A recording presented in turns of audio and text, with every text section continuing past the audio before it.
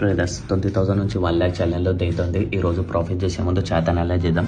ఇది bank Nifty, ఇది Nifty chart. 2 days back నేను లెవెల్స్ ఇచ్చాను, ఎక్కడ మనం ట్రేడ్ని అవాయిడ్ చేయాలి, ఎక్కడ కాల్ సైడ్ ట్రేడ్ తీసుకోవాలి, ఎక్కడ పుట్ సైడ్ ట్రేడ్ తీసుకోవాలని.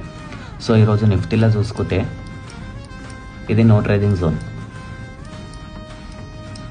నో ట్రేడింగ్ జోన్ని బ్రేక్అవుట్ కాగానే కాల్ సైడ్ మంచి మూమెంటం ఇచ్చింది నిఫ్టీలో.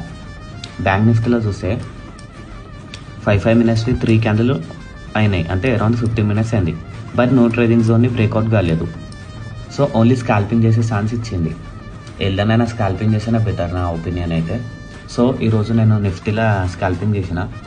ఈరోజు ప్రాఫిట్ వచ్చి 3,500. ఓవరాల్గా 2 ట్రేడ్లు తీసుకున్న, ఒక దాంట్లో ఎస్ఎల్ హిట్ అయింది, ఇంకొక ట్రేడ్లో 23 పాయింట్లు క్యాప్చర్ చేసిన. So around 3,500 profit. అండ్ మీరు ఇలా ట్రేడింగ్ చేసుకోవాలనుకుంటే నన్ను ఫాలో చేసి మెసేజ్ చేయరు. అండ్ మీ ట్రేడింగ్ జర్నీ ఎలా ఉందో కింద కామెంట్ చేయండి. చలో బాయ్.